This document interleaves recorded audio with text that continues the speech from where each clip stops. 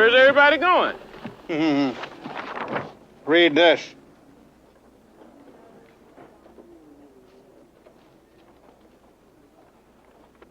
Well, can't you see that's the last act of a desperate man? There's a new street fighter on your windowsill. The weapon is peace, the word is chill. Hello there, gang, and welcome to another episode of Displaying Model Behaviour, the Earth's mightiest action figure video podcast. So take off your pants, crack a beer, and let's talk toys. Let's talk about the nerdy news that you need to know about. It's the only news that matters. It's good news. But before we do, if you want to pick up one of these badass Model Behaviour t-shirts, you can do by going over to teespring.com. The link is right beneath this video in the description. Grab yourself a little Christmas gift. Grab someone else a Christmas gift. Just grab someone else as long as they want to be grabbed. Anyway, guys, we've got a lot to talk about, so let's do it. First of all, the biggest story at the moment is the Haslab Rancor. Boy, they are swinging for the fences in the last few days because this has been a tumultuous, sticky, nutty, chewy, chocolatey problem of a Haslab, and now they're saying, all right, fine, you win. You want the Rancor Keeper? Here! Have all the Rancor Keepers in the world! What's his name? Malakiki? Makalili? Either way, the big dude who breaks my heart every time I see him. I also, actually, if they give you him, they need to give you the other guy who's like, I don't know, but like, I love the fact that they have such villainous characters, and then it's such a humanizing moment. Oh, gosh. Gets me. It really gets me. Anyway, yes, what doesn't get me too much is the fact that the Rancor Haslab is really struggling. But that's not a bad thing. I say a huge, big up, props, congratulations to the hardcore Star Wars Black Series collectors who are willing to say, no, not for me. Because all that does is tell Hasbro that if they want our money, they gotta give us some more bang for our buck. So the actual story, which I need to get to, is that they've said, okay, you want the Rancor Keeper, we're going to include him with the base set. So as long as it gets funded at 9,000 backers, then you're getting the Rancor and the Rancor Keeper. Which, to be honest, probably should have been the very first thing they did, rather than offering us a cardboard background and some bones. But hey, live and learn. And at least they're learning. Is it too little too late? Maybe. The zeitgeist seems to be that is the case. Although there's an interesting spin on this that I just thought of when I was doing a live stream yesterday. Should have checked it out. You should have been there. It was a great time. Is that a lot of people might think, hey, maybe the Haslab Rancor will just squeak by its funding goal. Therefore, if it does, maybe I should get one, because if it only has 9,000 backers and goes into production, that means there's only 9,000 Rancors. That's going to make it very expensive on the secondary market because it's so rare. They only made 9,000. Whereas if it made 30,000 like Galactus, the secondary market wouldn't be as impressive because it's there's more to choose from. So I could imagine a big spike in sales right at the end for people going, I'm going to see if I can do a sneaky investment. Because they might not want the Rancor, but if there's only just a squeak over 9,000 made, it will be worth more on the secondary market. So it's an interesting idea. I'm not encouraging people to scalp or anything. That's not what I'm saying. Which is good, because you can't scalp a Haslab. You know this, Dave. Stop saying things that make you look silly. I'm just saying it happens. God, that sounds like the worst kind of conspiracy theorist type person where I'm like, I'm not saying it's true. I'm just saying people are talking about it. By the way, maybe the Earth's flat. I'm not saying it is, but there's some stuff out there. But anyway, that's the top story for the Rancor Haslab. Is it gonna be enough to push it over the edge? Only time will tell.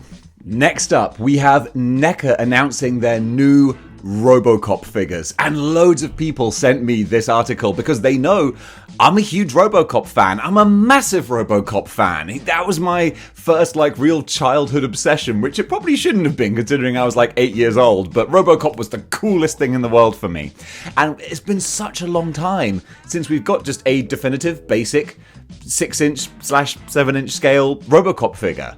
Like, the last ones we had were maybe the video game versions, or Robocop versus Terminator. Like, it's been a really neglected franchise, and finally NECA have been like, guys, we've heard you, new Robocop figures. And I was so excited initially, but then that excitement started to wane a little bit. Hear me out. So, I've desperately wanted a new Robocop, but that's the thing. I've wanted a new Robocop. This is actually the same Robocop mold that they've been using. Like, how old is that figure? I think it's over 10 years. It's an old figure, and it has, just in my opinion, and I don't want to be that guy, but I just don't like it. I think it has weird looking proportions. The legs look skinny. The joints look like odd. It doesn't look like a good Robocop. And they have done some retooling. Like, you've got some new elements to it. Yeah, you've got some new accessories and stuff, but the basic Robocop buck, and stop me if I'm wrong, because, I mean, Lord knows, it has happened in the past, but it looks just like their original. Now, the big selling point that they've been pushing is that they've actually acquired the likeness, the likeness rights for Peter Weller's face. So they've got the unmasked head, which means a lot. Like, that is a big deal. Peter Weller, like, loads of people have played Robocop, but Peter Weller is Robocop. It's simple as that. So the fact that they've got that is really impressive, but I imagine it must have cost them a pretty penny, because it seems like they've then scrimped out on doing a new Robocop buck, which is such a shame, because honestly, I don't think I want this new one, and that's a real disappointment, because everything else that they've done around it is great. All of his accessories are great. You can get a deluxe one with him in his docking station in the chair as well. And then, of course, you've got the two versions. You've got pristine Robocop and you've got battle damaged Robocop. And if they did them on a different body mold, a body mold that I thought looked better, then I would buy both of them. I'd buy doubles. I really want Robocop, but I don't want to have an unsatisfying Robocop. So I'm really torn on this one. It's like, it's great news that they're covering the franchise again. I love that. But honestly, I would rather they spend money on a new, decent, modern Robocop sculpt, and we just don't get the Alex Murphy head. Because really, I'd probably just display Robocop with the helmet on anyway, because that's iconic. So that's a real tricky one for me. Love Robocop, love getting the figures, but ultimately, it's a little bit of a disappointment. Going over now to Storm Collectibles, one of my favorite video game franchise type producers, and they've shown us a few more pics, nothing too revolutionary, but a few more pics of their new Mortal Kombat figures, which will hopefully be coming out sometime in 2022. It's always a little bit hard to say when they're at this kind of nebulous promo type stage, but we've got a full color looking figure of Sub-Zero, the new Sub-Zero based on the San Diego Comic-Con Scorpion buck, which is like taking the best elements of the quilted ninja version and the more modern figures and smooshing them together to make an ideal ninja, at least in my opinion.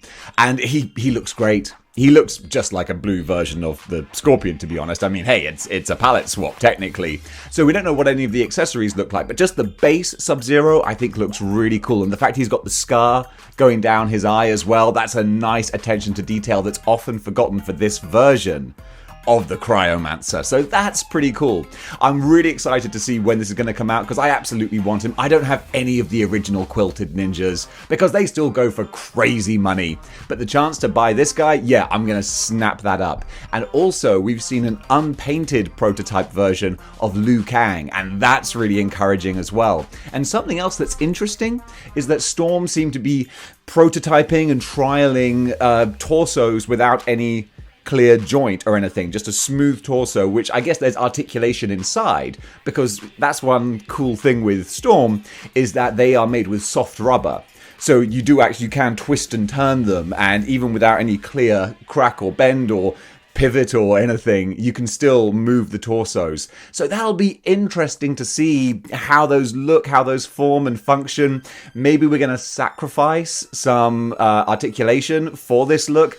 I don't know, I'm interested to see how it's gonna plan out. Often with martial arts type characters, you want more articulation for these kinds of interesting poses. So it's a toss-up. We're going to see how it looks. But right now, I'm very excited to see more from these figures. How Liu Kang's going to look painted. And most importantly, especially with Storm, what the accessories are going to be. Because if Liu Kang, they've shown us like a dragon. We don't know if it's going to be included or not. If it was maybe just a prototype, that'll never happen. If Liu Kang comes with his dragon form as well, it's going to be expensive. But also, it will look incredible, so fingers crossed that's what happens. Hot Toys now have revealed pictures of President Loki, and this is obviously from the Loki TV show, and I always thought this was both a good thing and a bad thing that we got this President Loki character, because the design, the style, the look is completely straight out of the comics, and that was really cool. And when we saw that Loki in the trailer, I think it's fair to say that we all probably assumed that was our Loki, and he was going to have some cool, funny kind of take on that story. Loki running for like a campaign sort of thing. It's like, that would be really fun and interesting. But actually, it amounted to little more than an Easter egg, really. It was just, one variant version of Loki that we see for a couple of minutes. So that was a bit of a disappointment. But not so much that Hot Toys weren't going to make a figure of it. And I don't blame them either, because it is a really fun design with this wonderful sort of suit and political campaigning type memorabilia on him, but then with the small sort of Loki horns and the mask. So it's a wonderful sort of mashup. I think looks great. And Tom Hiddleston, he's just got this great smarmy Loki look. People talk about like Ryan Reynolds and Hugh Jackman as characters born to play certain roles, but oh my goodness, Tom Hiddleston as Loki, you couldn't ask for better casting. He has just owned that role. I'm so glad that he's able to expand it with the Loki show. That's fantastic. So if you're a 1/6 scale collector and you like just splurging a whole bunch of money on amazing looking figures, then President Loki, that could be a good one for you to go for. Speaking of huge amounts of money, Prime 1 Studios are showing off their Gypsy Danger statue, and holy jamolians, this thing looks incredible. Again, I'm not a statue collector, thank goodness, because I need to afford things like clothes and food. I mean, don't get me wrong, not much. Most of the money gets spent on important things like action figures, but even then, statues is another step beyond. But it looks incredible. I just wanted to point it out because I really, really loved the first Pacific Rim film. It's a shame, I thought the second one was a swing and a miss. But the first one, giant robots, kaijus, like an American take on that, but with Japanese sensibilities as well. I loved it. I thought it was a fantastic mashup. And the designs, the mech designs were terrific. Gypsy Danger, super awesome. I wouldn't mind like a sort of a 1/12 scale Gypsy Danger, because that would just look really cool with other kind of mechs and sci-fi type characters and creations. But if you are a statue type person, oh my goodness, yeah, this absolutely looks to do Gypsy Danger justice. Beast Kingdom are giving us 1/9 scale figures of Batman and the Joker from the 1989 movie.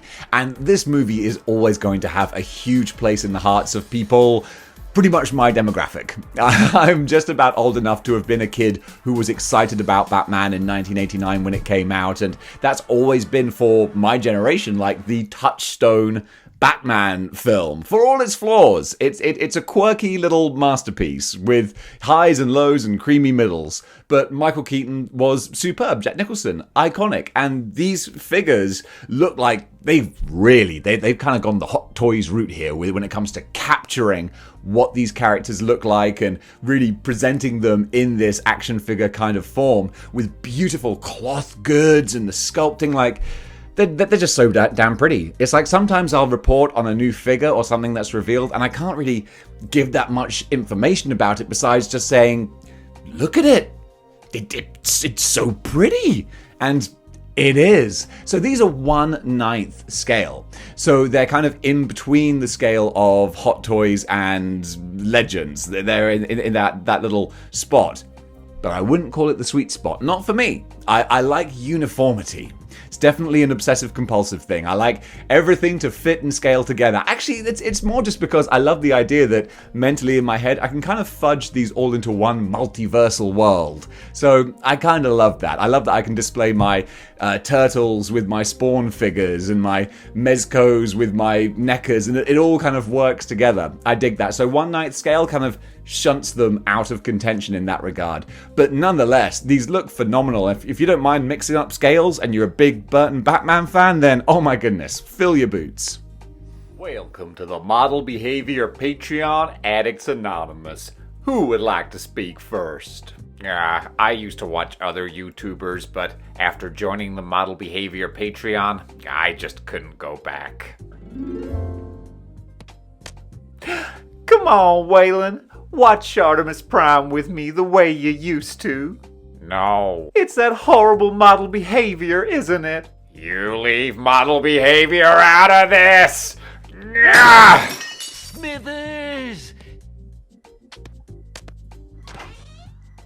Smithers! The Model Behavior Patreon, sliding into your DMs since 2020.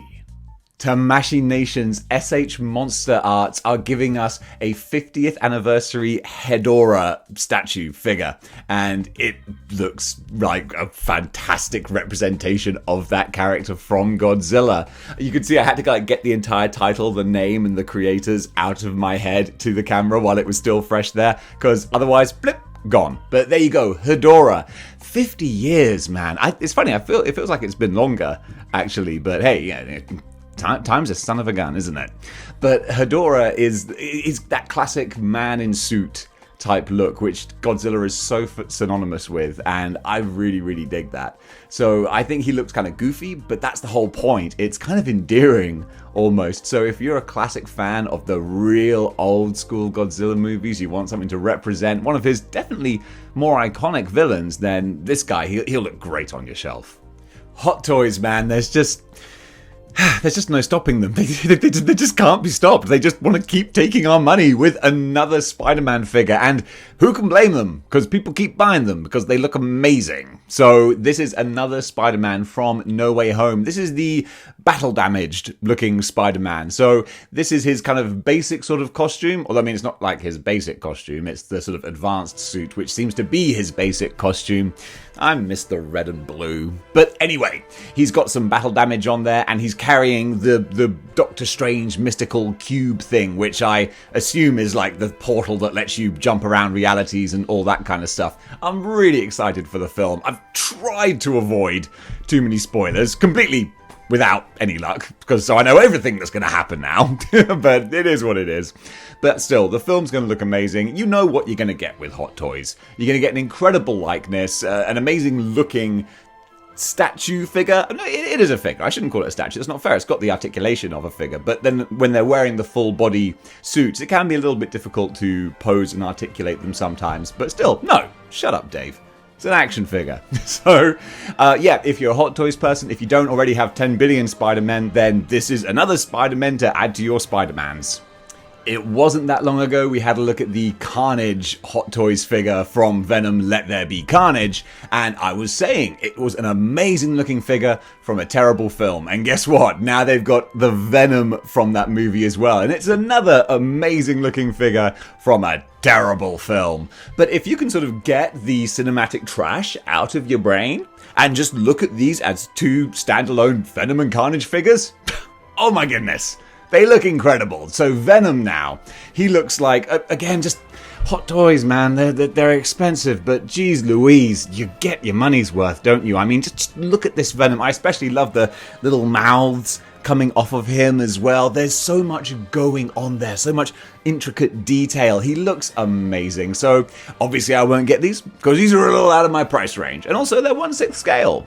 You know, if they were 1/12 scale, I'd be in big trouble. So luckily that's not the case. But yeah, these two together would look incredible. Venom looks awesome. So even if you're not a fan of the film, because who is, am I right?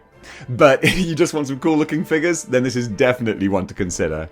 Just recently, I did a loot crate with the Neca Ming figure from the Defenders of the Earth set, and I was just gushing over how incredible he looks. Well, Neca are really enjoying that line, and they're doing a Flash and Ming kind of repaint variants of their classic movie costumes. And man, I was really tempted by these, and maybe I will be next year when they come out, because I was raised on Queen and the Flash movie, so I love those. It's cheesy and ridiculous and very, very cool. So they haven't resculpted the characters in the likeness of the actors. They've just taken the same head sculpts and designs, but then redone the costumes to be as they were in the movie, and I really love that, actually. So I may be very tempted.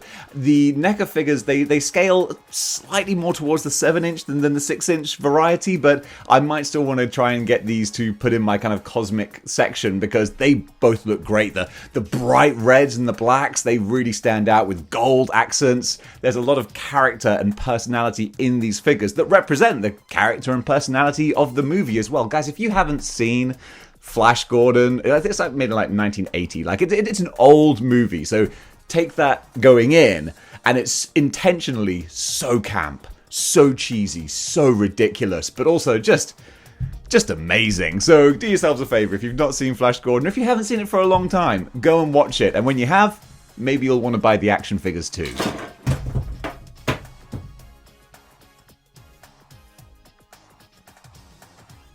Damn it. Next up, we've got Prime 1 Studios giving us a museum masterpiece, 1/3 scale Catwoman figure. Now, you all know me. I'm not a big DC guy, but Batman and his supporting cast, you don't have to be a comic book fan or a DC fan to be familiar. I mean, they're just part of the cultural zeitgeist. The cultural malaise is Batman. So, of course, we all know Catwoman. And this is a very, very pretty statue. I mean, just the sculpting and the work. I imagine someone chiseling these, even though that's not how statues are made for mass production. But it looks gorgeous. There are two different versions you can get. There's the basic one, and then there's the deluxe one, which has some different swappable accessories. You've got about 3 different heads, maybe even 4 actually, because there's an unmasked head, I think, and then 3 different expressions. So you can really change up how the figure's going to look, and that's super fun. Again, not a statue guy. Don't have the space, don't have the money. Maybe one day. I mean, like, if I just had crazy money, I would just open up a statue action figure museum. I went to one in South Korea once, in Gangnam Town, and it's incredible. It's just this curated collection. It must be worth millions of just an insane amount of comic statues, busts, action figures. It's incredible. Well worth a trip to South Korea. So, long story short, this figure looks beautiful. Absolutely stunning. And if you're a Catwoman fan, if you're a Batman fan, and if you're a fan of forking over a lot of money, then this one's going to make you happy. Mezco are continuing their Christmas releases. They've done the Emporium of Badassery Advent Calendar, and now we're getting a Holiday Gomez. So Gomez is their cockroach ant looking... Is he an ant? I think maybe he's an ant. I need to read up on the wiki on this guy. But still, you're getting the holiday version of him, which is kind of fun and quirky, wearing the terrible Christmas Gansey that we all get at Christmas, and it looks fun. It's not something that I need. That's one of those things that's like, for the collector that's got everything, get yourself a Holiday Gomez. For me, I can pass on that, but it is available exclusively through Mezco, so you can order it from their store, retailing for about $95, which again, I've got a lot of things I want to spend $95 on, and a Holiday Christmas ant, he looks cool, but there's other things calling their siren song to me. Right now, the Immortal Hulk in particular.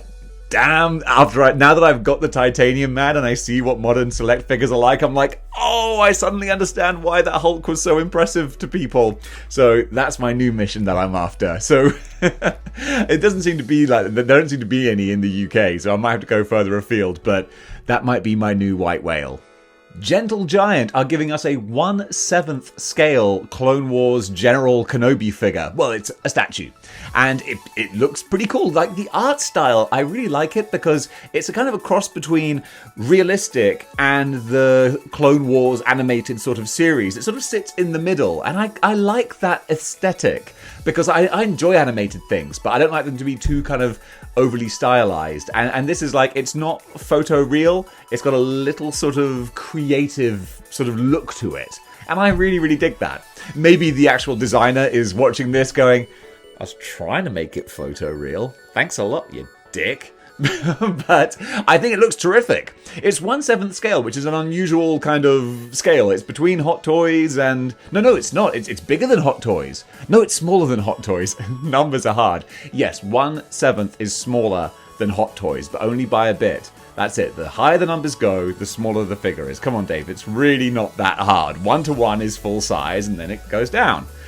I'm still going to screw it up because that's half the fun. That's why you watch this, just to see me struggle sometimes. But what's not a struggle is looking at this statue. It looks great. I really love the aesthetic design they went with in the Clone Wars, where you keep the Jedi sort of robes, but you have the Stormtrooper armor as well. And I do like that idea. It kind of retcons the Stormtrooper armor, where when you see the Stormtroopers in A New Hope now, you know, like, man, Obi-Wan used to wear that armor? That's actually kind of cool. There's a lot of stuff that I rag on early Star Wars for, but that was actually a nice little touch. I dig that, and I dig this statue. Do you like things that are kind of cute and cuddly and adorable? Yeah, me too. And Nendoroid are doing these Marvel releases that are not statues, but not action figures. It's something right in between, and they're adorable.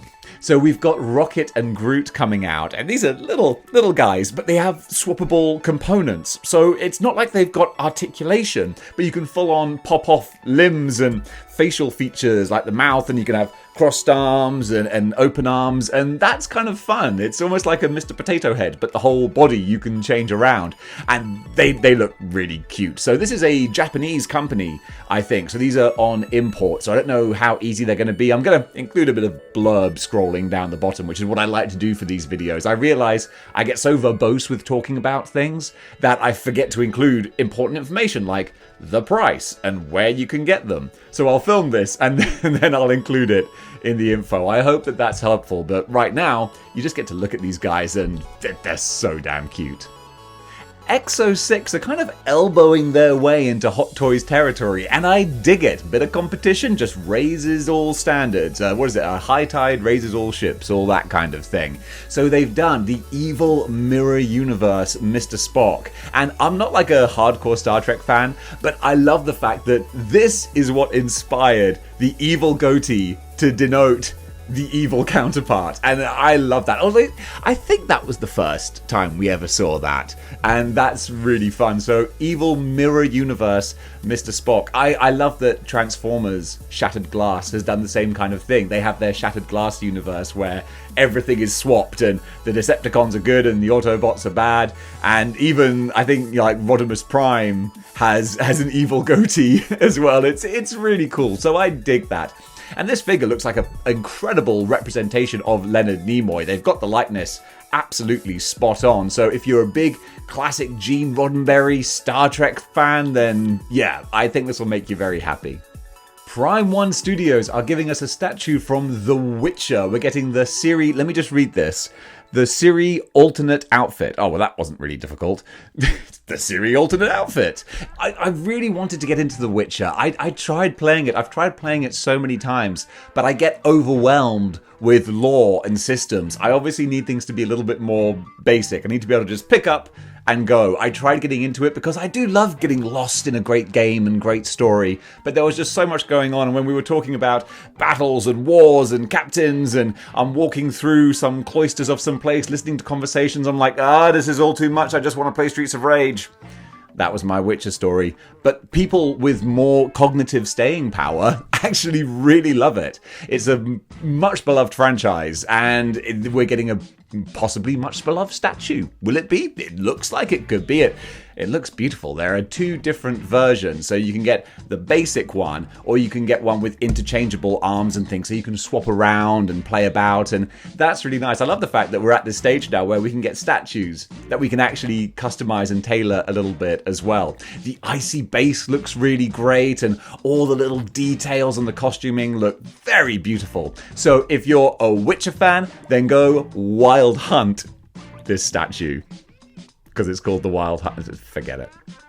X Plus are giving us Godzilla the Ride statue. Now, Godzilla the Ride, this is actually really cool. So at a Japanese theme park, they had this attraction, unsurprisingly, called Godzilla the Ride, and it had all this like 3D environmental animation, VR kind of stuff, and it's really, really cool. They had a similar thing at Universal Studios when I was working there in Osaka, and it was so awesome because you basically went on this kind of VR roller coaster type thing where they recreated the town that we lived in Osaka, and you saw Godzilla like destroying it. It was so cool because you're like, that's where I go shopping. It's so awesome. And they've done this similar one, and they've recreated that Godzilla. And the thing is, that Godzilla, if you ask me, that's possibly the coolest Godzilla design. The one from the Legendary Pictures it's okay, but he is a little bottom heavy, so to speak. And then, of course, the Japanese ones, they have so many different designs. This is the sweet spot right here for Godzilla. So if you want to get, in my opinion, the best looking Godzilla, there's an awesome statue that represents it. Another one for the DC fans, Tweeterhead have revealed their Flash statue. And this thing, like the physique of this, just like that's what I want. That's why I go to the gym. That's the look that I want to achieve. It looks like carved out of granite. And no human being can actually attain that. And I don't care what you see on TV. It's not possible. Believe me, I've tried. But now you don't need it because you can just buy this statue of the Flash. It looks awesome.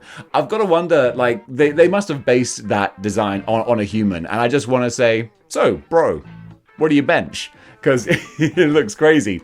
But I like this design that it's more of a adult Flash. I guess this is Wally West, or is it Barry Allen? It's probably Barry Allen, because they have 2 different versions. Actually, you can get the more modern looking one, which I think has a darker paint deco, or you can get the more retro one, which I think is brighter and bolder. So I like that you can have either flavor of Flash, whether it's going to be the older Barry Allen, I think, I'm showing my DC ignorance, or the more up-to-date Wally West. Is that right? Help me out in the comments. I've literally never read a Flash comic. The closest I've ever come is reading Marvel vs. DC when he has the fight with Quicksilver. And I'm not even a DC reader, but even I would say, yeah, I'm pretty sure Flash would run rings around Quicksilver. I mean, he's got a cosmic treadmill. I mean, when you invent a thing called the cosmic treadmill, that's the DC wackiness that I can't sort of get on board with. I'm like, I'm sorry. I know it has like a makes sense in a sciencey kind of way, but it's a cosmic treadmill. Get out of here. And finally, we're going to circle back around to Godzilla. We've done a full 360. That makes sense in this case, because Tamashii Nations have revealed their SH Monster Arts. Well, they've kind of revealed it already, but we've got a new page for it, new information, new pictures. Monster Arts Godzilla Final Wars statue. I wanted to say all that without glancing down, because you know it, Dave. You just got to trust yourself. I actually love Godzilla Final Wars. That's one of my favorite Godzilla movies. Just randomly, it was one of the first ones that I saw. And it's funny, I get things wrong about Godzilla all the time, but I do love the franchise. I love the ideas of it. And Final Wars, like a Friday the 13th movie, it was supposed to be like the final Godzilla, but get out of here. We ain't never going to get the final Godzilla. I don't want to live in a world where we have had the final Godzilla movie. It's too much fun to be had, and you could have a lot of fun with this statue as well. See how I tied that together? I'm getting good at this. And folks, that does it for good news for today. There was a lot of stuff to cover. I'm sure that I probably missed out on some of the details because, yeah, we have a lot of cool announcements. So guys, what did you think of some of the things that we covered? Comment below, let me know. And if you like what you see here and you want to see more, then join the 6-1 Clicks by clicking the like, share, and subscribe buttons. And don't forget to smash that notification bell. More importantly though, if you want to buy a t-shirt to cover up your body like I do, then you can do by going over to teespring.com check the link in the description below. And more importantly, when you get your t-shirt, send me a message on Facebook or Instagram. Send me a picture and I'll include it in the show, because still, I love that so much. It just puts the biggest smile on my face. Super, super awesome. And it puts a shirt on your body. Win-win.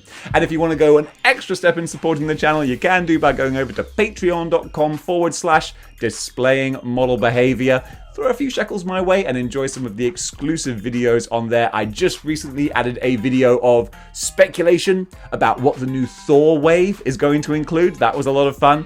And I'll soon be updating my Marvel Legends Legacy reviews with Doppelganger. So a lot of fun to be had over there on the Patreon. But in the meantime, guys, thank you so much for watching. And until next time, keep displaying model behavior.